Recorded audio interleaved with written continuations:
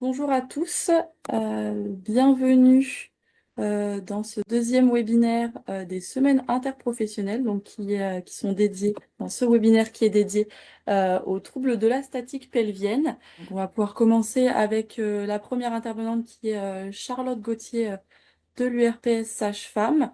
Voilà, en tout cas, si vous avez des questions, il ne faut pas hésiter à les poser dans le chat et on pourra y répondre à la fin.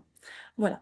Charlotte, je vous laisse partager votre présentation et commencer. Bonjour à tous. Donc, effectivement, voilà, je suis Charlotte Gauthier de l'URPSH Famille de France et je vais démarrer ce webinaire avec une petite présentation un peu générale de la statique pelvienne et à quoi il faut faire attention, un peu de physiologie, d'anatomie, voilà, et donc voilà, ce qui peut alerter. Le premier point pour moi, c'est vraiment important, c'est que le périnée, finalement, c'est une zone anatomique qui est fonctionnelle qui, finalement, n'est pas si connue que ça, même si on a fait des gros progrès. Il suffit de regarder un peu les représentations qu'on pouvait avoir dans les matières d'anatomie. Et ce que j'ai expliqué, c'est que ça vient souvent aussi du fait que, finalement, le périnée, c'est un organe en mouvement très réactif. Du coup, c'est vrai que les plupart des observations anatomiques étaient surtout issues d'analyses post-mortem. Et du coup, il a fallu un peu de temps pour qu'on puisse avoir des données avec l'imagerie, avec d'autres choses, pour avoir une vision un peu plus dynamique. Et on a eu aussi des apports de plein de professions, de plein de disciplines différentes. Et du coup, j'avais envie de faire un petit focus sur deux personnes, Bernadette de Gasquet et surtout Michael Germain, qui nous a quittés il n'y a pas très longtemps et qui sont des personnes qui ont beaucoup apporté à l'idée de l'anatomie en mouvement, qui ont lancé des formations qui servent à toutes les équipes et à tous ceux qui s'intéressent un petit peu à cette idée-là. Alors bientôt, bien sûr, en tant que sage-femme, voilà, le livre sur le périnée et l'accouchement, il explique beaucoup, je m'en sers tout le temps, parfois même directement auprès des patients. C'est important d'avoir cette idée que le périnée, et la statique pelvienne, c'est quelque chose de mouvant. Si on veut se remettre un peu l'anatomie en tête, voilà, hein, donc un groupe musculaire avec des muscles plus superficiels, des muscles plus profonds, tout ça au carrefour de trois grands systèmes fonctionnels, le système urinaire, le système reproductif et la partie terminale du tube digestif avec l'anus. Si on va un peu plus en détail, on va voir avec les noms des muscles, etc. Donc, il faut vraiment respecter, voilà, c'est un hamac musculaire pour qu'il soit bien fonctionnel, il faut que tous ces éléments soient en place et qu'il y ait une harmonie dans leur tonus respectif. C'est pas juste une question de tonus global.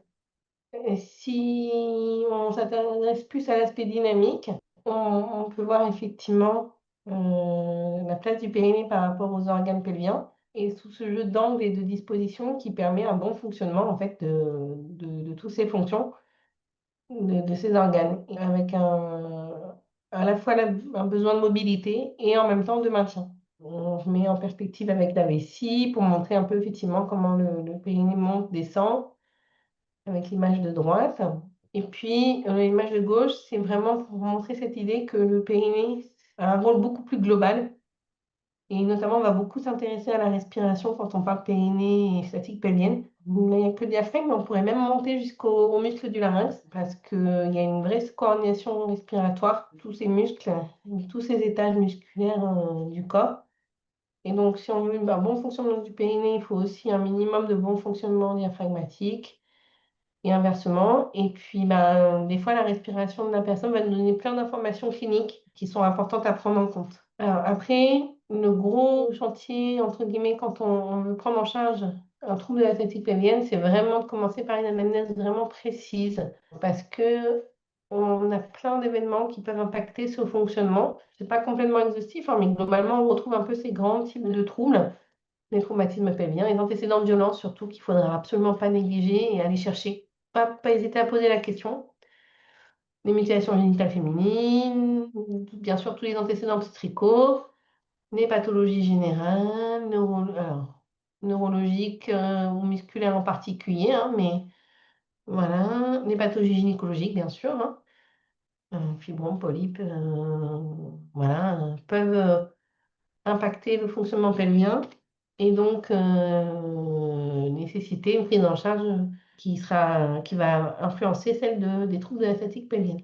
Le tabagisme, bien sûr, la pratique physique et sportive inadaptée, soit une sédentarité excessive, soit des mouvements un peu répétitifs en force ou en apnée, par exemple, hein, on retrouve notre respiration. Il faudra un peu interroger la personne sur ses habitudes de pratique physique pour en tenir compte et puis ajuster son programme de prise en charge. Et puis aussi interroger les habitudes mictionnelles et défécatoires de la personne. En particulier, ce qu'on trouve assez souvent, c'est les mictions de précaution. Des patients qui disent, ah, moi, dès que je sors, j'y vais parce que je ne sais pas. Voilà, ça montre, ça permet d'évaluer le retentissement de ces troubles aussi sur la personne et puis de peut-être trouver des prises en charge un peu comportementales qui peuvent aider à prendre en charge ces troubles. Avant même de s'intéresser à ces troubles, voilà. Et après, on arrive justement aux symptômes qu'on peut ressentir. Voilà, on a l'habitude de les classer. Enfin, si on doit les classer, voilà, on peut retrouver des signes généraux. Alors, c'est pas les plus fréquents, mais voilà. Donc, les pesanteurs pelviennes, parfois des gènes mécaniques à la marche, hein, si on a des prolapsus très importants, par exemple. Les plus fréquents et connus, ce sont les troubles urinaires, avec les différents types d'incontinence urinaire. Alors après, c'est vrai que la classification classique, incontinence urinaire d'effort ou par impériosité ou mixte, elle peut être pratique, mais après, c'est vrai que elle fait pas tout, mais voilà, ça permet d'avoir un petit peu des orientations. Les urgences mictionnelles et tous les troubles urinaires, polyurie, dysurie, voilà. Au niveau vaginal, on va retrouver tout un tas de signes, tout ce qui est dyspareunie, donc tous les symptômes sexuels, les vulvo-vestibulodynie, les vaginismes, les méances vulvaires. Alors voilà, de base, c'est pas en soi pathologique, mais elles peuvent s'en plaindre. Et un signe qui, pareil, n'est pas pathologique en lui-même, mais qui va nous aider, c'est la sensation de gaz vaginaux aussi, que certaines femmes peuvent décrire, voilà, qui peuvent nous orienter. Et puis bah, aussi des troubles digestifs, l'incontinence anale, bien sûr, et certaines formes de constipation ou de douleurs à l'exonération, voilà, vont être à prendre en compte. Sachant que les troubles anaux sont souvent un peu sous-évalués, sous-pris en charge. Il y a beaucoup de sous-déclarations, il ne faut vraiment pas hésiter à aller les chercher. Et une fois qu'on a pu poser tout ça, on aura l'examen et tout ça qui sera développé voilà, par Morgane tout à l'heure. On doit mettre en place une prise en charge qui va être vraiment globale, pluriprofessionnelle, individualisée. On va y retrouver des conseils nutritionnels, des conseils sur l'activité physique adaptée, des prises en charge comme l'épaisseur ou bien sûr la chirurgie et la rééducation, bien évidemment, hein, mais c'est vraiment un vrai plan de soins qu'il faut pouvoir réussir à faire prendre à ses patientes. Si on zoome un peu sur la rééducation périnéale, elle peut être réalisée par les kinés, les masseurs-kinésithérapeutes ou les sages-femmes. Sa prise en charge est assurée par l'assurance maladie. Il y a une prise en charge maternité qui est possible pour les femmes qui ont accouché il y a moins de 3 ans. Les sages-femmes, voilà, nous on peut travailler que chez les femmes qui ont déjà accouché, même si c'était il y a très longtemps, donc pas chez les nuits part. On peut les recevoir en consultation pour faire le point si elles veulent, mais on ne pourra pas faire un traitement au long cours de rééducation. Par contre, pour venir chez nous, il n'y a pas besoin de prescription. Et après, ben, chaque praticien va trouver là où les méthodes qui lui conviennent. Il y a les méthodes manuelles. La plus connue, enfin, c'est la CMP, connaissance et maîtrise du périnée. On peut travailler avec une sonde endovaginale, soit en biofeedback, donc un travail actif, visualisé sous différentes formes par la patiente, ou en électrostimulation. Alors, voilà, chaque méthode, petit à petit, on avance, on en connaît plus. Donc, c'est vrai que l'électrostimulation a tendance à baisser dans son indication. Mais après, voilà, chaque praticien, voilà. Et puis, on a aussi ce qui s'est beaucoup développé aussi, c'est toutes les approches posturales et respiratoires. Alors, que ce soit le Tony, la méthode Guillaume, voilà. Donc, c'est les trois grandes façons de travailler. On a aussi des développements de prise en charge un peu différentes, avec des sièges, par exemple, d'électrostimulation externe. Alors, j'ai des patients qui m'ont raconté ça. J'ai pas, voilà. Donc, il faut vraiment faire attention aussi parce que ce soit ça ou des sondes à brancher sur les smartphones, des choses comme ça, les patientes, elles découvrent, elles sont sollicitées par plein de choses. Et du coup, c'est vrai qu'il faut essayer de se maintenir un peu au courant. Avec tout ça, on résume en disant qu'il faut faire une bonne anamnèse, mais surtout, il faut aussi faire attention à la façon d'accueillir la personne. Certes, on va aller poser des questions précises et tout, mais il faut arriver à créer un cadre où la personne puisse être en confiance et confortable. Donc, dans son discours, amener, voilà, amener les choses, comme on devrait le faire toujours, hein, mais encore plus. Donc, on va aller chercher des antécédents de violence ou des choses comme ça, et sans avoir d'idées préconçues.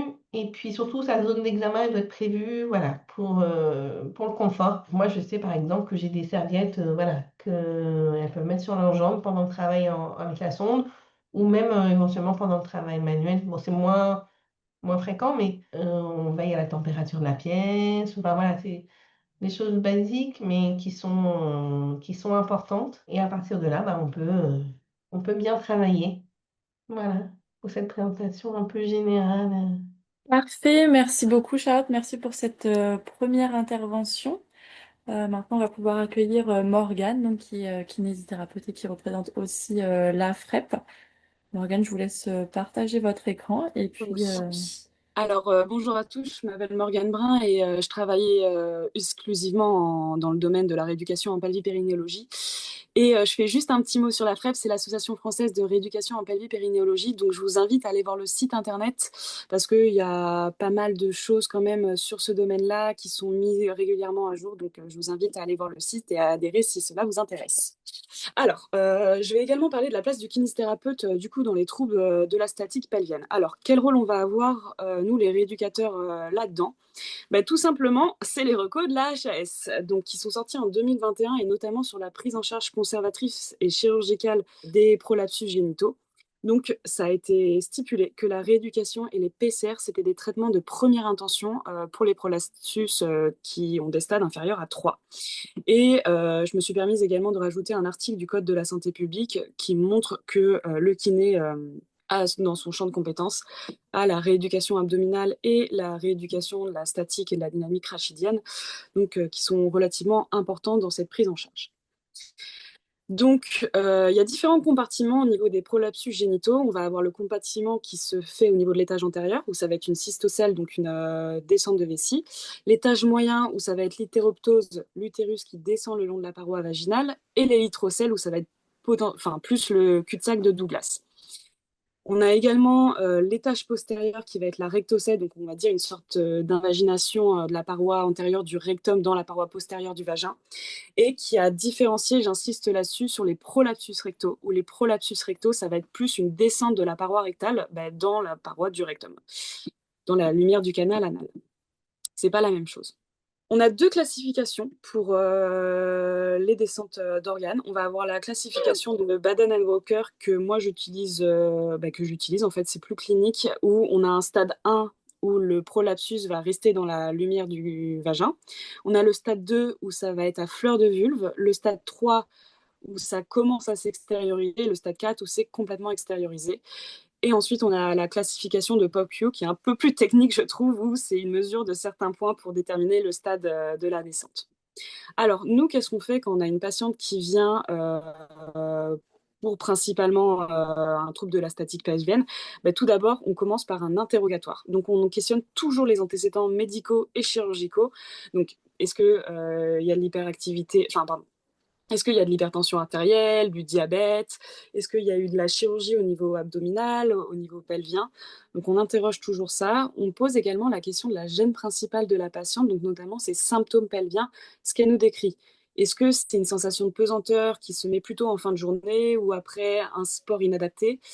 On va également interroger tout ce qui est symptômes urinaires, anorectaux et sexuels. Il faut bien insister dessus parce que c'est assez rare que les descentes d'organes ou que les troubles de la statique pelvienne soient isolés. En général, on a une hyperactivité de vessie, on a une incontinence urinaire d'effort. Même si la patiente pense qu'il n'y a pas d'incontinence urinaire, parfois elle peut être cachée par un prolapsus. Donc il faut faire attention. Souvent des dyskésies, des constipations terminales qui sont bien associées également. Donc il faut faire attention à tout ça et bien poser les questions et surtout les poser parce que parfois elle n'en parle pas d'elle-même.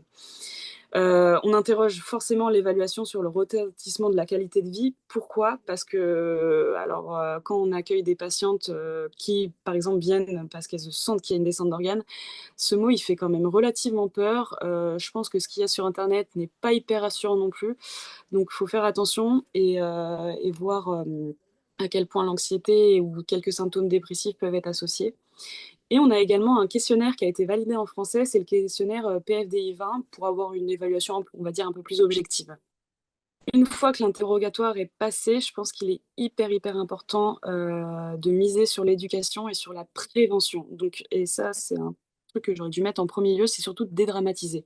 Parce que si elles viennent pour une descente d'organes, le mot fait peur. Les images qu'on trouve sur Internet, on a tendance à voir des stades 4 assez facilement, donc ça peut un peu perturber la première fois. Donc c'est important de dédramatiser, de dire que c'est pas une urgence vitale, qu'elles sont accompagnées par des professionnels médicaux et des professionnels paramédicaux, et que c'est toute une boucle et qu'on les laisse pas seules et qu'on est là quand même pour vraiment diminuer leurs symptômes et améliorer leur qualité de vie. On fait également, bien évidemment, un rappel anatomique, biomécanique et physiopathologique parce que c'est important qu'elles prennent conscience de ce qui se passe à l'intérieur d'elles et aussi ça permet de les rassurer la plupart du temps en leur disant bon, ben, c'est que parfois ça descend à cause de certaines structures ligamentaires. Donc voilà, faut quand même éduquer dessus. Et forcément une prise de conscience sur les facteurs de risque qui sont aggravants. Donc, tout ce qui est l'hygiène défécatoire, mictionnelle, alors comme a dit Charlotte, on évite les mictions de prévention, on s'assoit bien sur la cuvette des toilettes, parce que ça, c'est un grand truc aussi de se mettre en squat. Alors, il n'y a rien de tel pour pousser, pour finir sa miction. Également, beaucoup d'hygiène sur la constipation, mettre un tabouret, prendre les laxatifs si le gastro en a prescrit, boire beaucoup d'eau, donc, et avoir une activité physique qui est adaptée. Donc, il faut vraiment insister là-dessus pour limiter les symptômes et ce qu'elles peuvent limiter, elles, dans leur vie de tous les jours. Une fois qu'on a fait ça, qu'est-ce qu'on fait? On commence à faire l'examen clinique. Alors, à savoir que l'interrogatoire et l'éducation, en général, ça prend bien 1 heure, donc ça fait déjà la première séance, le premier bilan pour la patiente. Les séances d'après, on peut commencer à faire l'examen clinique. Donc, tout d'abord, l'examen morphostatique, qu'il soit assis ou qu'il soit debout. En fait, là, vous voyez sur la photo qui est tirée du livre d'Hélène Colangeli, ben, on voit qu'il y a un petit bombement au niveau abdominal, qui a peut-être une petite perte de tonicité ou une tonicité qui n'est pas forcément compétente au niveau du transverse. Et on voit en fait qu'il y a une hyperpression abdominale qui peut agir sur l'hyperpression pelvienne. Donc c'est quand même important de regarder le morphostatique, voir si la personne elle a une délordose ou une hyperlordose. La statique rachidienne, elle est relativement importante parce que ça va influencer quand même sur les pressions, qu'elles soient abdominales ou pelviennes. Ensuite, on fait l'examen abdominal et ça, faut vraiment insister dessus. Ça part du diaphragme et ça part des abdominaux. Je pense que c'est important parce qu'on a tendance à beaucoup se focus sur le périnée, mais si la pression abdominale n'est pas gérée, la pression pelvienne ne sera pas gérée non plus. Donc, on regarde s'il y a une hypo ou une hypertonicité, s'il y a une contraction volontaire qui se met en place, s'il y a un diastasis également des grands droits, donc ça va être un écartement de la ligne blanche. Et donc, on s'imagine que si l'écartement de la ligne il y a un écartement de la ligne blanche, ça va influencer sur la statique abdominale et donc forcément sur la statique pelvienne. Et on interroge également la compétence abdominale, c'est-à-dire est-ce qu'il y a une toux physiologique. Donc, quand il y a un effort de toux, on a une contraction réflexe du transverse qui fait que ça va amener la contraction abdomino-périnéale, donc un verrouillage périnéal qui, j'insiste, est réflexe, ça n'est pas volontaire. Donc, si on a une bonne compétence abdominale, qu'est-ce qui va se passer? Eh ben, tout simplement, la patiente va tousser et en général, on va sentir notre main rentrer vers le ventre. Si le ventre de la patiente a tendance à bomber sous notre main ou à repousser notre main, ben là, on va dire qu'il y a un effort de poussée qui est quand même mis en avant et que l'hyperpression abdominale, elle n'est pas forcément gérée. Donc, c'est un élément quand même à bien évaluer. Et ensuite, qu'est-ce qu'on peut faire? Eh ben, on peut faire l'examen périnéal. Alors, je pense que c'est toujours bien de le redire avec information et consentement. Toujours informer de ce qu'on va faire, demander le consentement systématique et surtout que c'est un consentement qui peut se retirer à tout moment. On peut tout d'abord faire l'examen en externe, c'est-à-dire qu'on va écarter les petites et les grandes lèvres et on va regarder déjà s'il y a une béance vulvaire, on la voit déjà avant, mais quand on écarte les petites et les grandes lèvres, on regarde s'il y a une béance vaginale. On peut demander à la patiente de tousser ou de pousser et voir déjà s'il y a un déroulement d'un organe qui se fait à travers la paroi vaginale. Déjà, ça peut nous donner une information là-dessus. Et ensuite, si la patiente est d'accord, on fait un examen en endocavitaire où on va regarder, on va évaluer les différents comportements. On peut essayer d'une hémivalve de spéculum pour évaluer les différents compartiments, donc que ça soit antérieur, moyen ou postérieur. Et ça permet également de rechercher s'il y a des incontinences urinaires d'effort qui sont cachées. Parce que parfois, quand on a une vessie qui se déroule, eh ben, les fuites urinaires sont un petit peu masquées, elles ne se voient pas. Et donc, le fait de refouler le prolapsus, ça permet de vérifier si elles sont présentes à l'examen clinique. On va également regarder tout ce qui est trophicité, tout ce qui est tonicité, tout ce qui est contraction volontaire, aussi bien la contraction que la décontraction, et voir également si on a un bon réflexe abdominopérinéal, c'est-à-dire que quand on est en endocavitaire, on peut demander à la patiente de contracter son périnée, de contracter ses abdos et de voir si le périnée suit derrière de manière réflexe. À partir de cet examen, on va partir sur le traitement rééducatif, donc toujours en fonction de ce que l'on trouve, nous, et de ce dont se plaint la patiente. Donc on va tout d'abord commencer par l'hygiène posturale. Là, par exemple, sur la photo de gauche, on voit que donc il y a le bombement au niveau abdominal. Et en fait, quand on corrige légèrement la posture, c'est-à-dire que on auto-allonge notre patiente sans aller dans l'extrême, ben on voit qu'on a quand même une correction et on voit bien que le ventre a tendance à mieux se rentrer, donc potentiellement que le transverse était un peu plus engagé. Donc que ça va un peu aider sur la pression, sur les pressions pelviennes. Donc correction de la posture, qu'elle soit assise ou qu'elle soit debout, en auto-allongement, ça c'est important. Attention à pas aller dans l'extrême inverse, c'est-à-dire que quand on a tendance à s'auto-allonger, on a tendance à hyperlordoser. Et il y a des études alors qu'on montrait que la délordose, elle avait tendance effectivement à appuyer, à accentuer les pressions pelviennes, mais que l'hyperlordose, forcément, c'est pas non plus, l'autre extrême n'est pas non plus la solution. Donc on fait attention à ça. Toujours respect des courbures physiologiques du rachis. Ensuite, on a le travail abdominal, donc travail de la dynamique respiratoire, ça c'est inconditionnel, il faut travailler là-dessus. Voir comment est le diaphragme, voir si la respiration se passe au niveau thoracique ou bien en ventral, est-ce que la patiente peut réussir à faire les deux en même temps. Je pense qu'il est aussi important de travailler l'hygiène abdominale hyperpressive parce qu'on est en hyperpression constamment. C'est-à-dire quand on tousse, quand on éternue, quand on va à la marche, quand on fait de l'activité physique, on est en hyperpression constante. Donc je pense que c'est important également de donner des exercices en hyperpression pour montrer à la patiente ce qu'elle est capable de faire et dans des bonnes conditions. Parce que si on ne l'éduque pas là-dessus, il est possible que lors de son cours de fitness, eh ben, ça pousse dans tous les sens. Donc je pense qu'il est important également de les éduquer. Et la gymnastique abdominale et hypopressif, et notamment la méthode de Coffrier que j'aime beaucoup parce que ça a été le premier comment dire, à mettre en avant ces exercices. Alors, il y a des études qui ont montré que ça permettait d'améliorer les symptômes de la patiente. Ça ne permet pas de réduire le prolapsus, mais ça permet de réduire ses symptômes. Donc, c'est une méthode qui est très intéressante et ça permet de donner des exercices à domicile de la patiente. Bien évidemment, on fait attention à ce que ça soit bien réalisé à la maison.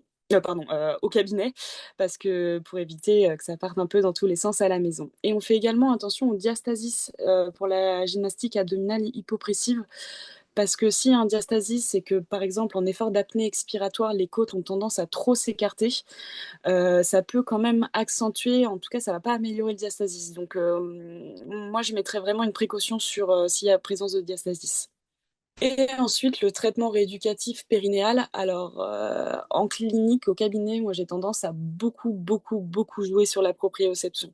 Je pense que c'est important que les patientes ressentent ce qui se passe au niveau du corps, c'est-à-dire sachent quand, par exemple, on fait un travail endocavitaire, où je me situe. Est-ce que c'est plus à gauche? Est-ce que c'est plus à droite?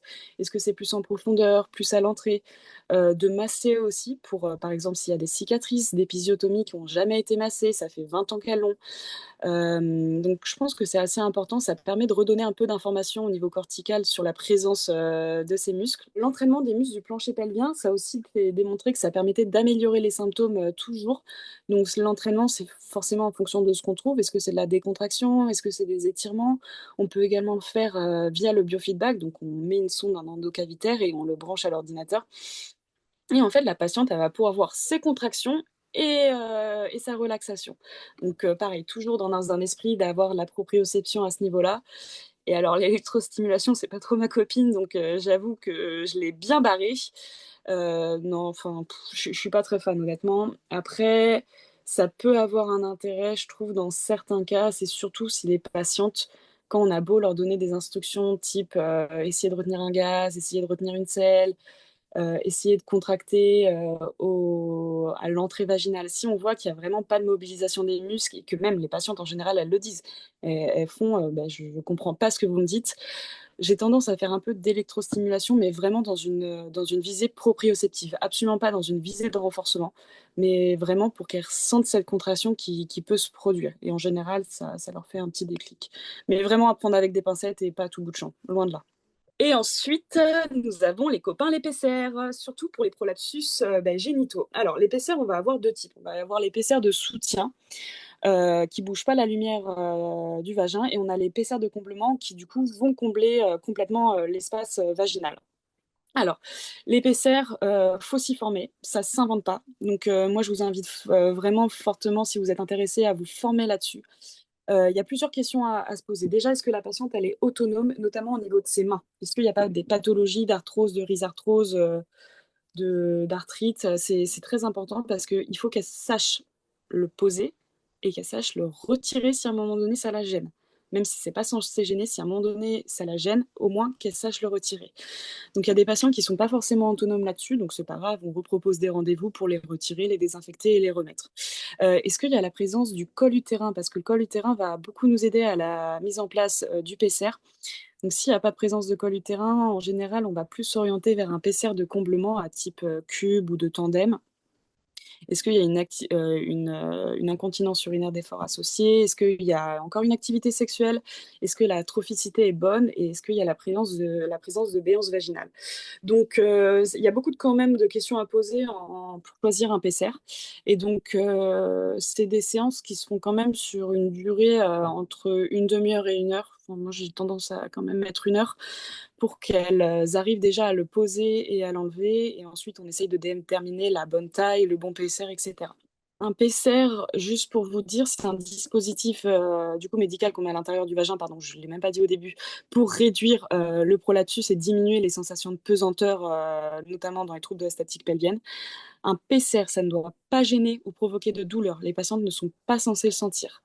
Ça ne doit pas non plus gêner la mission. Si on a un PCR qui est trop grand ou trop petit, et notamment avec le ditch, avec un bouton urétral, ça a tendance à pincer un peu l'urètre, ce qui peut occasionner des dysuries. Donc ça, faire très attention. On doit avoir une miction complètement normale. Ça ne doit pas gêner la défécation non plus, parce qu'il y a des PCR qui parfois se mettent dans certaines positions qui va bloquer le canal anal, et ce qui fait que les patientes ont une vraie envie d'aller à la selle, mais ne peuvent absolument pas expulser leur selle. Donc ça aussi, c'est pas le bon PCR si ça fait ça. Et bien évidemment, attention à l'aspect du PCR plus plus plus. S'il y a une érosion, un changement d'aspect du PCR, on le change. C'est qu'il est plus bon, et donc faut le changer impérativement quand même. Et donc voilà tout ce qu'on peut faire en prise en charge conservatrice dans les troubles de la statique pelvienne. Donc ma petite conclusion, ça serait que chaque patient est différent, donc il faut s'adapter, c'est pas protocoliser la prise en charge des troubles de la statique pelvienne, qui a un intérêt de la kinésithérapie en pré- et post-opératoire si il y a chirurgie, et ça je le soutiens vraiment. Parce que malheureusement, on a encore en patientèle des patientes qui, du coup, font des récidives de chirurgie de cure de prolapsus. Pourquoi? Parce que tout simplement, on ne les a jamais éduquées, ou il n'y a pas eu d'hygiène, qu'elle soit mictionnelle, défécatoire ou abdominale, ce qui fait que c'est des patientes qui malheureusement continuent à pousser, donc continuer à avoir des hyperpressions, qu'elles soient abdominales ou pelviennes, et donc forcément, bah, la gravité ne nous aide pas dans ces cas-là, et ça récidivait. Donc je pense qu'il est important quand même d'éduquer les patientes là-dessus. Et le traitement est adapté. Et donc, travail pluridisciplinaire, ça aussi, c'est fondamental dans cette prise en charge. Et pour aller un peu plus loin, ben, j'ai mis la bibliographie, je pense qu'il me manque deux ou trois références, mais voilà, si ça vous intéresse, les articles. Parfait, merci beaucoup Morgane. Je vous laisse du coup arrêter le partage. Merci encore pour cette intervention qui était très riche. Et on va pouvoir passer du coup à la présentation suivante, qui est celle de Bertrand Opicon, qui est pédicure podologue et qui est président de l'URPS podologue. Bertrand, je te laisse partager ton écran. Parfait. Très bien. Alors, bonjour à tous. Merci à Charlotte et Morgane, parce qu'effectivement, en tant que pédicure podologue, on n'a pas le même regard sur les troubles de la statique pelvienne. Moi, j'étais venu avec une certaine idée que je vais développer. Je vais vous présenter plutôt l'approche podologique et posturale. Mais finalement, on utilise des termes dans nos différentes professions et pas forcément avec la même réalité. Pour nous, d'un point de vue podologique, la statique pelvienne, elle est traditionnellement envisagée sous un angle essentiellement orthopédique et biomécanique, donc de la position érigée, des appuis et des alignements osseux. Et finalement, quand on a fait le webinaire, la préparation, je me suis rendu compte que ce n'était pas tout à fait les mêmes contenus que l'on utilisait et que dans trouble de la statique pelvienne, pour une sage-femme, un chirurgien en gynéco ou de la rééducation périnéale, on parle vraiment du bassin et pas forcément de ce qu'il y a autour. Alors avec les kinés, on parle des abdominaux, ça j'ai bien retenu, c'était vraiment très très intéressant. Mais j'ai entendu comme terme également la statique posturale ou la proprioception, et c'est vrai que moi ça me parle, sauf que en tant que podologue, la statique posturale, nous on va parler de la remédiation posturale et la proprioception. Ce qui va nous intéresser, c'est également la proprioception podale. Alors, comme petit plan, je vous propose de reprendre une définition et puis de voir l'approche podoposturale, un rappel avec quelques exemples en approche biomécanique et quel est le système postural.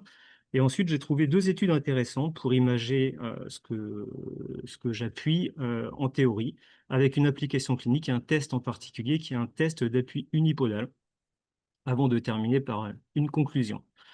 Alors, dans les rappels, la définition médicale qui date de 2005, les troubles de la statique pelvienne correspondent à tous les désordres fonctionnels et ou anatomiques, urinaires, gynécologiques ou digestifs, secondaires à une défaillance des systèmes de soutien et d'amarrage des organes pelviens. C'est là où l'image tout de suite de la position érigée et du bassin qui est soutenu par les membres inférieurs m'a fait tilter.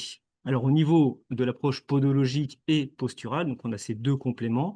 Les troubles de la statique pelvienne correspondent à des dysfonctionnements mécaniques et du tonus postural général, dans lesquels les altérations de l'appui plantaire, donc du pied, de l'équilibre postural et des chaînes musculo-squelettiques contribuent à modifier la position, la rotation ou la stabilité du bassin. Et donc, forcément, si le contenant est modifié, le contenu va subir des contraintes supplémentaires.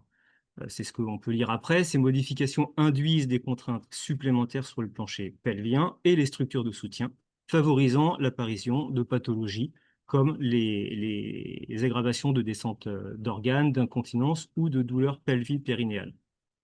Autrement dit, la statique pelvienne est perturbée non seulement par les facteurs du contenu et de toutes les problématiques qui peuvent y être associées, mais également par un déséquilibre postural ou biomécanique qui provient du bas, donc pied, membre inférieur, transmis via les axes de rotation et de compensation. Donc sur cette approche qui mixe la podologie et la posturologie, on a une perturbation de l'équilibre corporel global qui va entraîner des déséquilibres d'appui qui vont modifier eux-mêmes la position et la stabilité du bassin en passant donc par les contraintes ascendantes et pour surcharger le plancher pelvien. La vision podologique, c'est donc une lecture mécanique et la vision posturale, concerne le tonus et les boucles réflexes. Le plancher pelvien n'est donc pas isolé, il s'inscrit dans une statique globale où les pieds et les appuis jouent également un rôle et donc le pédicure podologue. Donc dans l'approche biomécanique, c'est ce que je viens de dire juste avant, les pieds correspondent au point de départ de la régulation. On a la transmission ascendante pied, membre inférieur, bassin et périnée. Mais ce que je voulais aussi rajouter, c'est que l'inverse est vrai. Des pathologies au niveau du bassin vont avoir des répercussions au niveau du membre inférieur et donc des régulations et des pathologies, douleurs qui peuvent être articulaires comme musculaires avec des modifications du pied. Donc pour donner une image un peu plus juste, je vous prends l'exemple biomécanique. Alors on a deux grands schémas, il y en a d'autres, mais les deux principaux, ce sont ceux-là. Ça va être un appui latéral du pied, donc le varus du pied, qui va entraîner une rotation externe du membre inférieur, et si celle-ci est bilatérale, provoquer une rétroversion du bassin, et donc une modification du tonus du plancher pelvien. À l'inverse, on a l'appui médial du pied, donc là c'est le valgus de l'arrière-pied, le valgus du médio-pied, l'affaissement du médio-pied, ou alors on peut parler de pronation du pied. Dans ces cas-là, on va avoir plutôt une rotation interne du membre inférieur à partir de la rotation de la cheville Et si celle-ci est bilatérale également, on va avoir une antéversion du bassin avec les mêmes problématiques que la rétroversion du bassin, mais en sens inverse. Donc, conséquence, modification de la statique pelvienne et contraintes supplémentaires sur le plancher pelvien, avec une petite image à gauche qui est un petit peu petite, mais qui montre ces différents axes au niveau du membre inférieur. Deuxièmement, l'approche posturale. Alors, je différencie toujours en tant que podologue et posturologue, nous on parle beaucoup de la régulation posturale, de la modulation, et pas forcément des segments et d'une posture avec un tronc antérieur, une jambe qui tourne, etc., etc. On va plutôt parler du système de régulation fin. Donc, je vous ai mis quelques auteurs que vous pourrez retrouver avec le PowerPoint qui correspondent à la posturologie, qui ont développé la posturologie toutes ces dernières années. Le docteur Pierre-Marie Gaget, le docteur Bernard Weber et monsieur Philippe Villeneuve, qui sont vraiment au fondement de la posturologie et de la podologie posturologie. Et dans la suite, le professeur Marc Sorel, qui est neurologue à Créteil, qui dirige un diplôme universitaire que j'ai fait sur les douleurs chroniques et posturologie, le professeur Bernard Calvino, qui lui va parler du système cybernétique et de la régulation physiologique, et le professeur Thierry Paillard, qui a écrit quelques livres concernant la position érigée et le système postural. Donc pour rester simple et compréhensible, la régulation posturale fonctionne comme un système cybernétique, c'est-à-dire que nous avons des entrées au niveau de l'ensemble du corps, principalement, mais pas que, les capteurs oculaires, vestibulaires et le capteur podal, un centre de traitement qui est le cerveau avec le tronc cérébral, donc le système nerveux central, et les sorties, qui sont les réponses neuromusculaires, avec le tonus musculaire, boucle réflexe. Toute modification d'une de ces entrées va entraîner une modulation de la sortie. Et c'est là où le podologue posturologue, on peut voir le rôle qu'il peut apporter si on prend en compte tout ce qui est tonus musculaire abdominal ou pelvien ou du plancher pelvien. Est-ce qu'à partir d'une des entrées du système, on peut réussir à moduler le tonus à distance d'une zone, et dans le webinaire d'aujourd'hui, du bassin. Donc la conséquence, l'idée, c'est variation de la position du tonus du bassin et du plancher pelvien en agissant à distance. Alors, les deux études que j'ai trouvées qui sont très intéressantes, une est sortie en 2014, ça va être la première que je vais vous présenter, la deuxième en 2018, donc qui est sortie en neurophysiologie clinique, le 44e volume, et le thème, c'est l'influence d'une correction podologique sur la gyration pelvienne, donc étude statistique et dynamique. J'ai repris le résumé de l'article, donc l'objectif, c'était de mettre en lien la stabilité pelvienne avec la position du centre de pression, en regardant si, avec une correction podologique, on avait une modification de ces centres de pression et donc de la stabilité pelvienne. Au niveau de la méthode, 17 participants qui avaient une gyration pelvienne et qui devaient se tenir debout pendant 51,2 secondes avec deux conditions, pieds nus sans correction et pieds nus avec correction. Résultats statistiques qui ont montré une réduction significative de la gyration avec la correction podologique. Voilà, donc ça, vous pouvez, je vous ai mis les auteurs en revenant et le lien pour retrouver l'étude. Et une deuxième étude extrêmement intéressante, donc là, qui a été faite par les podologues, qui a été publiée en 2018 dans Progrès en neurologie, le 28e volume, dont le titre est Incidence des troubles posturaux chez les patients souffrant d'algie pelvipérinéale chronique, en sachant que ils ont utilisé quelques tests, et je vais revenir sur ces tests un petit peu plus tard. L'objectif de l'étude, c'était donc de chercher à observer la fréquence des troubles de la posture en lien avec les muscles pelvipérinéaux et voir si on pouvait avoir une idée d'une action ensuite au travers des semelles orthopédiques. Ça, c'est dans un deuxième temps. La méthode, donc, ça a été dans le service d'urologie du CHU de Nantes et reposait sur 5 tests cliniques. Donc, recherche de la présence d'un syndrome de la charnière thoracolombaire, de syndromes myofasciaux au niveau du diaphragme pelvien, d'une instabilité pelvienne, ce qui m'intéresse dans cette étude le plus, et de dysfonction du quadrilatère pelvipédieux qui correspond donc au polygone du sustentation si on part du bassin jusqu'au niveau des pieds. Et enfin, des hypertonies musculaires paravertébrales. Dans les résultats, je vous ai mis en gras les deux qui nous concernent aujourd'hui sur l'instabilité pelvienne et qui m'intéressent en tant que pédicure podologue. Donc au total, 51 sujets qui étaient inclus, divisés en deux populations, et donc dans les résultats qui sont significatifs, une instabilité pelvienne qui concernait 76% des patients, contre les 33% dans la population témoin, et des dysfonctions du quadrilatère pelvipédieux qui concernent 96% des patients, contre 58% des témoins. La conclusion, c'est patient douloureux égale patient plus instable que témoin. Et dans cette étude-là, un test vraiment intéressant, c'était le test d'appui unipodal pour voir la stabilité également du bassin. Donc, cette étude a montré que les patients qui présentaient des algies pelvipérinéales chroniques ont davantage de troubles posturaux et que, au travers de la prise en charge posturale, on pouvait peut-être espérer avoir une diminution de ces douleurs-là. Donc, hop, voilà. Donc, ce travail suggère qu'un examen postural pourrait enrichir le bilan clinique des patients présentant des algies pelvipérinéales chroniques et devenir un des aspects de la prise en charge, donc penser aux membres inférieurs, au soutien du bassin et donc aux pédicures podologues. Les recherches confirment donc que les troubles pelviens sont associés à des troubles posturaux qui eux-mêmes sont mesurables, ce qui permet de voir l'efficacité de nos traitements avant et après. Donc, dans les tests cliniques de cette étude, 5 tests cliniques, j'ai retenu que les 3 plus importants dans ce qui m'intéressait, et celui dont je vais vous parler un petit peu après, qui correspond au test de stabilité pelvienne en appui unipodal. Le deuxième, très intéressant, c'est l'analyse biomécanique des translations pelviennes. Et le troisième, dont je ne parlerai pas aujourd'hui, correspond à l'épreuve posturodynamique, qui est un test de référence dans nos bilans podologiques et posturologiques. Voilà. Donc, le focus au niveau du test d'appui unipodal. Alors, comment est-ce qu'il se pratique? Le patient est en appui unipodal. Pendant 10 secondes, la jambe portante est tendue, le genou n'est pas fléchi. L'autre jambe est pliée vers l'arrière, approximativement 90 degrés, avec une hanche en position neutre.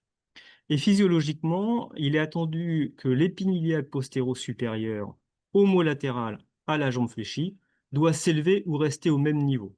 Si l'épine iliaque postéro-supérieure du côté non portant descend, le test est dysfonctionnel et signe une défaillance de la chaîne stabilisatrice pelvienne du côté portant, principalement des muscles fessiers.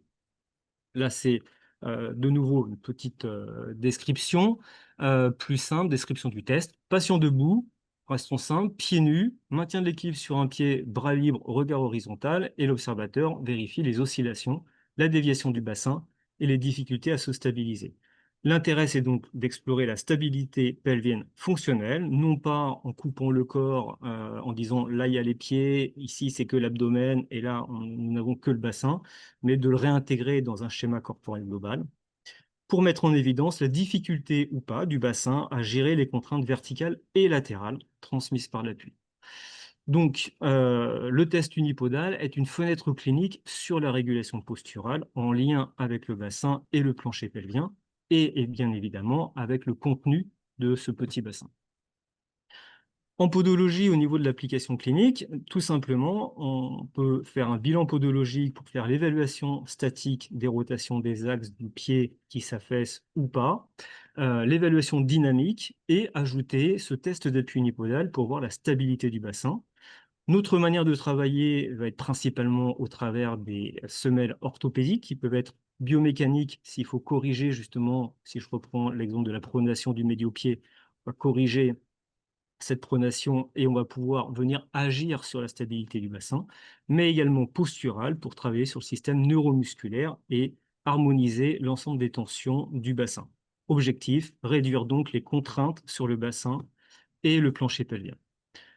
Les troubles de la statique pelvienne sont donc une problématique pluridisciplinaire qui implique posture biomécanique et régulation tonique qu'il ne faut pas oublier, en plus de tout ce que vous avez l'habitude de prendre déjà en charge. Le pédicure podologue apporte donc une lecture mécanique et posturale essentielle à la compréhension globale du corps pour ce travail pluridisciplinaire. Et pour rappel, il convient de penser aux répercussions à distance, puisque si je vous dis que le pied, avec une déformation, une déviation ou l'identique au niveau du genou, va agir sur le bassin, toute pathologie du bassin va se répercuter également à distance, pas forcément qu'en bas, mais également au niveau du thorax, de la position rachidienne, mais donc des membres inférieurs, pouvant provoquer des algies au niveau articulaire ou musculaire. Merci de votre écoute. Merci beaucoup Bertrand pour cette présentation. On va donc pouvoir passer au docteur Savé qui est chirurgien gynécologue, voilà, qui a déjà partagé sa présentation. Donc, docteur Savé, je vous laisse la parole. Merci, bonjour à tous. Bon, je vous ai préparé un topo qui est plus sur la prise en charge de l'incontinence urinaire, mais enfin, je fais beaucoup de prolapsus également, donc je vous en dirai un mot à la fin. L'incontinence urinaire des forces, c'est une pathologie très fréquente, hein. Voilà, vous voyez que elle augmente avec l'âge, bien sûr. On disait même à une époque que c'était la maladie chronique la plus fréquente chez la femme, supérieure à l'hypertension et au diabète, les répercussions n'étant évidemment pas du tout les mêmes. Il faut bien sûr, on en a parlé, je vais passer rapidement, distinguer l'incontinence d'effort de l'instabilité physique, sachant qu'elles peuvent être associées et que la part de l'instabilité augmente avec l'âge. En cas d'incontinence urinaire mixte, il est préférable de traiter en première intention l'instabilité vésicale, d'autant que la pose d'une bandelette sous-urétrale peut l'aggraver éventuellement. Bon, les traitements, vous les connaissez, c'est l'œstrogénothérapie, les inhibiteurs de la contractilité du détrusor, la rééducation basse fréquence, et éventuellement la neurostimulation du nerf tibial postérieur, et puis en dernier recours, la toxine butylinique, pardon, il y a deux fautes de frappe, et la rééducation, non, la rééducation, c'est dans les premières intentions, pardon. La rééducation, elle est essentielle, elle est recommandée systématiquement avant toute prise en charge chirurgicale. Bon, il y a parfois des problèmes d'accessibilité avec des patients qui ont du mal à avoir des rendez-vous. Je ne suis pas tout à fait d'accord avec ce qui a été dit sur l'électrostimulation, encore que je crois que c'était plutôt à propos des prolapsus que de l'incontinence urinaire. Il faut savoir que la pression de clôture est le principal facteur pronostic de la chirurgie à long terme. Voilà, c'est le sujet. Les résultats à long terme de la chirurgie sont moins bons lorsque la pression de clôture est inférieure à 30. Et c'est vraiment le sujet majeur pour la pérennité des résultats.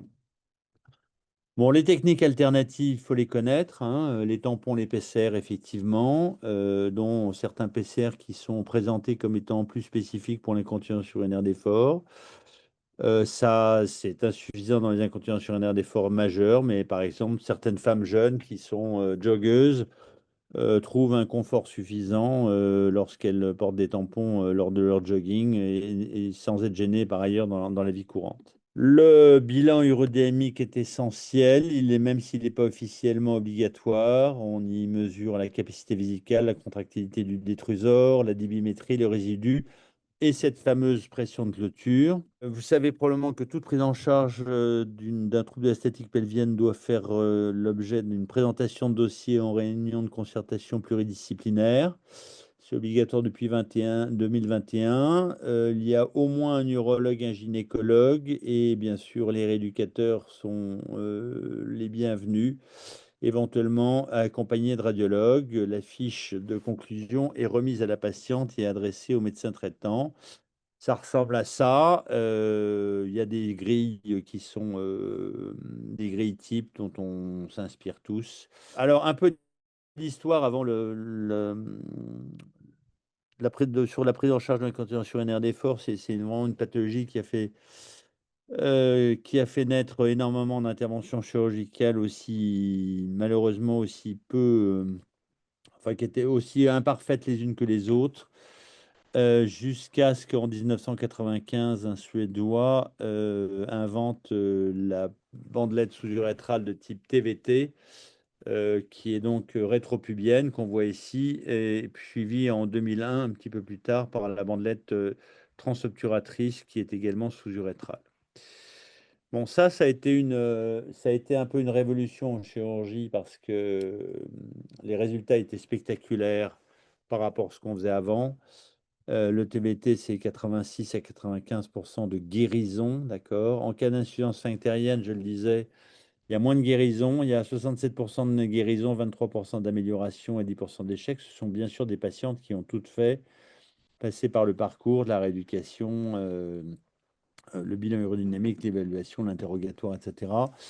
La voie transobturatrice, elle est plutôt en régression. Les résultats initiaux sont à peu près identiques, mais moins bons à long terme, en particulier en cas d'insuffisance sphinctérienne. Elle a été inventée, cette voie transobturatrice, parce qu'elle était moins dysuriante. Bien. Alors, depuis quelques années, il y a ce qu'on appelle chez nous un un mesh bashing qui est lié, en fait, il y a un son d'amalgame. Il y a eu aux États-Unis en particulier un grand développement des prothèses de cure du prolapsus par voie basse. Elles ont été développées initialement parce que la chirurgie du prolapsus par voie basse, malheureusement, a un taux de récidive, en particulier antérieur, de 30%, et que la promontofixation célioscopique n'est pas une intervention qui est accessible à tous les chirurgiens, en particulier aux États-Unis, où, contrairement à ce qu'on pourrait penser, ils font des choses très bien, de la recherche en particulier, mais en célioscopie. Ils sont plutôt moins habitués que les Européens. Bon, ces prothèses posées par voie basse pour les prolapsus, j'entends, elles ont été grevées de complications, en particulier les prothèses postérieures, ce qui était une mauvaise idée d'ailleurs d'inventer ça, parce que pour le temps postérieur, on a des techniques avec les tissus autologues qui fonctionnent très bien. Et du coup, il y a eu un mouvement aux États-Unis, puis en Europe, contre toute mèche. Ça ne touche pas encore les prothèses de cure de hernie, mais ça finira par venir. Et c'est la raison pour laquelle il y a en fait moins de prise en charge de chirurgicale d'incontinence urinaire d'effort, puisqu'en 2020, il y avait 25 000 voies transobturatrices, 8 000 TVT. En 2024, on est à 8 000 et 8 000, c'est-à-dire que vous avez 17 000 patientes par an qui autrefois étaient opérés après parcours rééducation, etc., et qui ne sont plus prises en charge. Certaines équipes font un retour vers les anciennes méthodes chirurgicales, mais si on les a abandonnées aussi vite, c'est parce qu'elles ont des taux de récidive trop importants. On a parlé plus récemment des agents de comblement. Les agents de comblement, c'est 30% d'échecs à 5 ans. Non, 30%, pardon, de bons résultats à 5 ans, 70% de récidive, avec curieusement 80% de satisfaction. La voie transobturatrice, elle est en recul parce que elle peut exceptionnellement donner des douleurs qui sont difficiles à traiter. Pour évaluer justement tous ces traitements, il y a un registre national qui s'appelle le registre Vigimèche. Nous, à Trappes, on y participe. La participation des centres volontaires et les réponses sont totalement objectives puisque ce sont des questionnaires qui sont adressés aux patientes sur l'efficacité de leur traitement, la qualité de vie, le taux de satisfaction. En conclusion, sur l'incontinence urinaire, la prise en charge est bien sûr ô combien pluridisciplinaire. Charlotte Gauthier nous a parlé de l'intérêt de l'importance, enfin tout le monde d'ailleurs, l'importance de l'interrogatoire, en particulier pour faire la différence entre une instabilité et une incompétence d'effort. La rééducation est une phase, une étape majeure. Je crois aussi qu'il faut faire un peu de pédagogie sur la physiologie de la miction, ça c'est important. Le bilan, pardon, faute de frappe urodynamique, est essentiel ou si on ne comprend pas bien les choses, ou en cas d'échec des traitements, ou si on envisage une intervention chirurgicale. La réunion de concertation pluridisciplinaire, toujours très utile. Pour l'incontinence urinaire, le TVT reste la référence. La voie transobturatrice est en recul. Alors pour le prolapsus, j'ai bien entendu, et c'est tout à fait exact, les, les sujets, enfin les causes mécaniques d'hyperpression abdominale, etc. Bon, faut pas oublier aussi que c'est une maladie du collagène. On a fait des études sur des souris murines dont on a muté le gène qui codait pour le collagène et au bout de 3 mois, elles avaient des prolapsus. C'est aussi une pathologie effectivement souvent associée à une constipation. La constipation étant elle-même, ou plus globalement la non-gestion des contraintes et des efforts de pression abdominale est effectivement la principale source de récidive. Il y a deux écueils dans cette pathologie. Il y a la femme jeune qui s'est vue notifier qu'elle avait un début de prolapsus et qui en fait n'est absolument pas gênée, qui a des modifications anatomiques très modestes, mais qui ne se supporte plus, qui a un problème de schéma corporel et qui court à la chirurgie. Alors celle-là, il faut évidemment surtout pas les opérer. Et puis, bon, la chirurgie n'est évidemment pas anonyme, mais des patientes beaucoup plus âgées, souvent, qui ont des prolapsus totalement extériorisés, qui saignent, qui sont en rétention urinaire et qui vous disent ne pas être gênés parce qu'en fait, elles ont très peur de se faire opérer et c'est assez courant et c'est normal. Pour l'évaluation de la gêne, c'est pas toujours très facile lors d'un interrogatoire et on a parlé tout à l'heure du questionnaire PFDI 20. Moi, je l'utilise beaucoup, c'est très, très utile parce que ça donne des scores et des visions objectives et ça amène les patientes tranquillement à les remplir chez elles et à regarder tous les symptômes pourraient être éventuellement mis en relation. Je trouve ça très utile.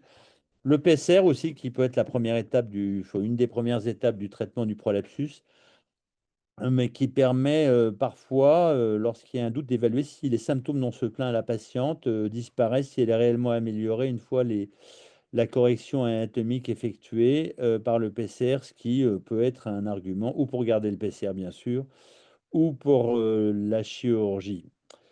Alors bon, après, très rapidement, pour les prolapsus antérieurs et médians, qui sont l'immense majorité, ça reste la promontofixation, l'intervention de référence, qu'il faut réaliser par cystoscopie. Pour ce qui est des prolapsus postérieurs prédominants, qui sont 5% des cas, les rectocèles, et en particulier les rectocèles isolés, ça se traite très bien par voie basse et surtout sans prothèse. Voilà ce que je voulais dire. Merci à tous. Et merci beaucoup, docteur Savet, pour cette intervention. Merci également à tous les autres intervenants. On est arrivé donc au bout de toutes les interventions de ce webinaire. Voilà, donc on va pouvoir passer aux questions. On a une première question pour Morgane, je pense, qui est la formation pour la pose de PCR est-elle ouverte aux infirmiers et IPA? En gros, j'ai regardé les prescripteurs de PCR, donc médecins, sages-femmes, kinés, c'est bon. Sauf que là, sur le site du Vidal, c'était marqué que les infirmières en pratique avancée étaient retirées de la liste des prescripteurs. Donc, je pense que ça a vérifié parce que j'ai pas retrouvé l'article sur Légifrance. Honnêtement, là, je sais pas. Pour moi, c'était possible, mais alors de ce qu'ils disent depuis avril 2025, ça a été retiré. Donc, je pense qu'il faut regarder sur Légifrance, voir si les infirmiers en pratique avancée peuvent le prescrire. Et dans ce cas-là, oui, je pense que s'ils peuvent le prescrire, faudrait demander à des organismes de formation s'ils peuvent assister quand même aux formations et être prescripteurs là-dessus. Merci pour votre réponse. On a une autre question qui est les traitements œstrogènes locaux sont-ils intéressants pour les femmes non ménopausées pour stimuler le collagène? Non, non, non, les oestrogènes, c'est surtout essentiel, c'est surtout important, non pas dans les prolapsus, mais dans les instabilités vésicales, et plutôt chez les femmes ménopausées en carence œstrogénique. Les autres n'ont pas tellement de raison d'avoir des traitements locaux. Voilà. Merci pour cette réponse. Moi, je vais peut-être juste me permettre de rebondir sur ce que disait le docteur Slavé sur l'accessibilité de la rééducation. C'est vrai qu'il y a un vrai problème de créneau, quoi. C'est vrai que c'est un gros frein. C'est vrai qu'un enseignement rééducatif, vous avez compris que c'est engageant, quoi. C'est plusieurs rendez-vous. Donc ça, voilà. C'est vrai que les agendas se remplissent très vite. Ça peut faciliter. Il y a l'annuaire sur la FREP où il y a justement tous les kinés qui ont cette spécificité de rééducation en pelvipérinéologie. Et il y a certains critères qu'on peut cocher pour trouver un praticien dans la région, enfin dans le département surtout de la patiente. Ok, merci pour ces précisions. On a eu d'autres questions. D'abord sur le formulaire de consentement. Est-ce que, Morgane, vous avez une idée de où est-ce que les personnes pourraient, les conseils pourraient trouver ce formulaire s'il y a Désolée, je fais ma pub pour la traite, mais sur la PrEP, il y a un formulaire de consentement écrit, voilà, ou à faire son propre formulaire quand même en expliquant que c'est un consentement qui peut se retirer à tout moment. Moi, je mise beaucoup, j'avoue que je fais pas de consentement écrit parce que j'ai encore espoir dans la relation humaine et dans la communication avec les patients et j'ose espérer que ça me fera pas défaut, mais je pense que si on communique bien, on informe bien et qu'on n'est pas là pour faire que de l'endocavitaire et si la patiente ne le souhaite pas, voilà. Je pense le consentement, il est à redemander à chaque séance, à chaque toucher en endocavitaire. Donc voilà, mais en consentement écrit, ouais, celui de la FREP, alors je pense qu'il est disponible pour les adhérents, mais je suis pas sûre qu'il soit disponible en libre accès. Mais c'est important. Ça dépend des gens, si vous préférez le consentement écrit ou oral. Ensuite, nous avons d'autres questions. Je pense pour le docteur Savé. Les traitements locaux peuvent-ils être prescrits en première intention? Les traitements locaux pour quoi? L'incontinence urinaire? Je pense oui. Bon, alors les traitements locaux pour l'incontinence urinaire, on parle. Alors, si pour l'incontinence urinaire des forêts, il y a les PCR. Pour l'instabilité vésicale, oui, on peut les prescrire en première intention. L'instabilité vésicale, bon, il y a plusieurs types de traitements. J'ai parlé de l'œstronothérapie, des traitements Péros, de la rééducation, etc. Ce qui est très important, c'est d'expliquer la physiologie de la miction et de leur faire faire ce qu'on appelle un catalogue mictionnel, c'est-à-dire un relevé de leur miction, de leur boisson et du volume de leur boisson. Et les traitements locaux peuvent être prescrits d'emblée. L'œstrogénothérapie est quand même, enfin en tout cas, rarement suffisante s'il y a réellement une hyperactivité des trusoriennes, hein.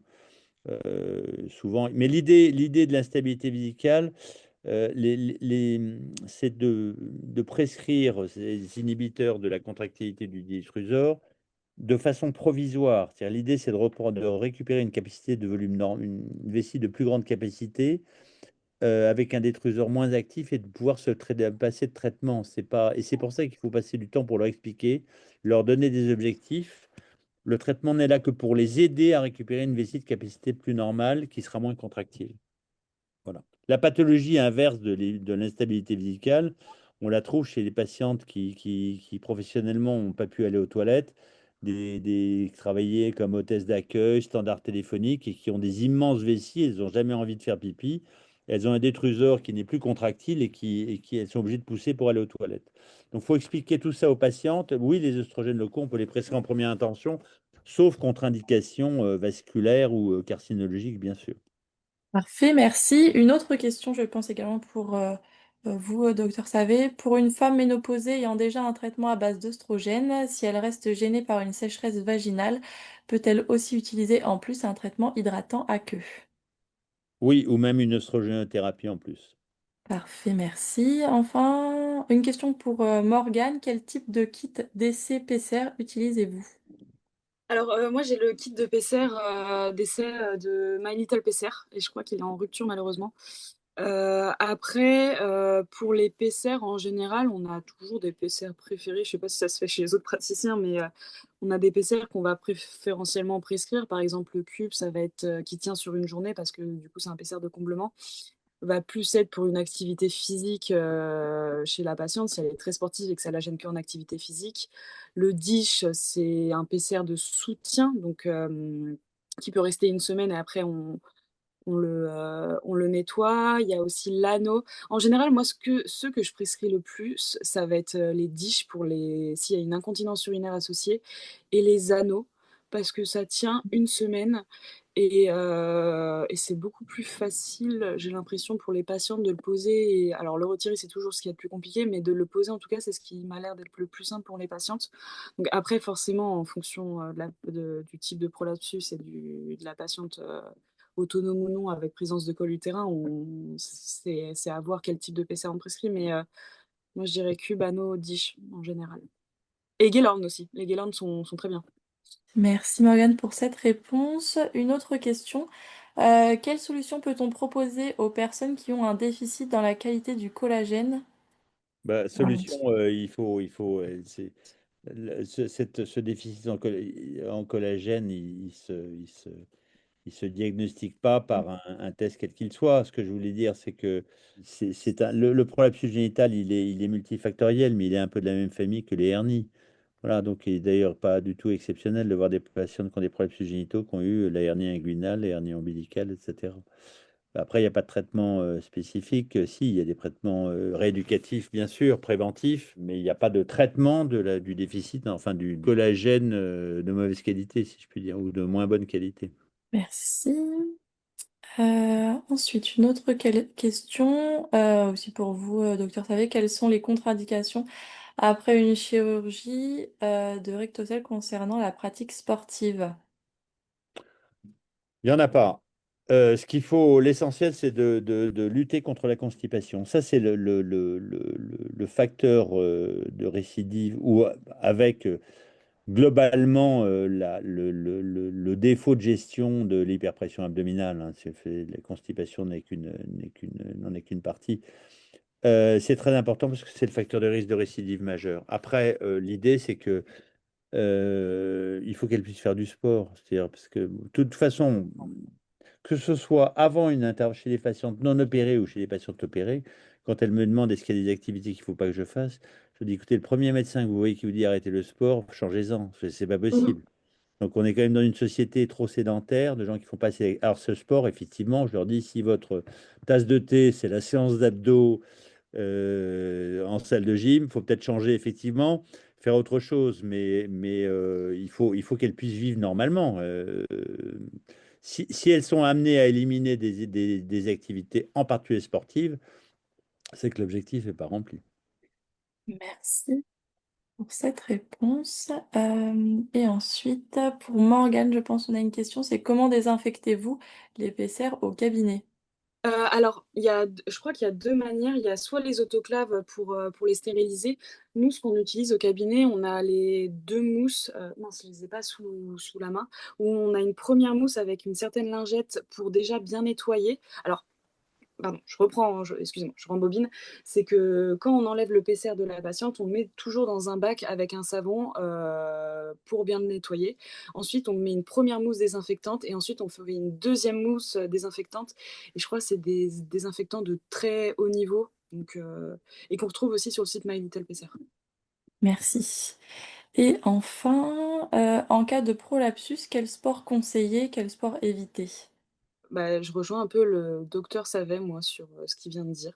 C'est que je pense qu'il est essentiel de conserver leur pratique physique et sportive. Effectivement, il y a certains sports, bon, parfois c'est un peu poussé à l'extrême, donc il faut juste leur dire de faire attention et de bien ressentir le psychocorporel, il est super important. Enfin, le schéma corporel est très important là-dessus. J'ai pas trop de contre-indications. Bon, tout ce qui est CrossFit avec port de charge accès extrême, bon, c'est un peu plus délicat, je trouve. Mais je pense pas qu'il faut enfin, les interdire de faire ça ou les déconseiller. Je pense qu'il faut mieux adapter leur pratique. Au lieu de soulever 150 kilos, je sais pas, peut-être soulever un petit peu moins ou faire des exercices enfin, un peu plus en parallèle, on va dire. Et je suis assez d'accord, ouais, avec le docteur Savet là-dessus. Pas leur interdire de faire du sport. Ok. Bon, bah parfait. Merci. Nous arrivons à la fin des questions et il est 13h45, donc c'est parfait. En tout cas, merci à tous donc, pour vos questions et pour votre attention. Merci également à tous les intervenants pour vos présentations qui ont été riches et on va pouvoir s'arrêter là. Voilà. En tout cas, merci à tous et bonne journée à tous également. Merci à tout le monde, au revoir. Merci. Au Au Bonne revoir. revoir. journée.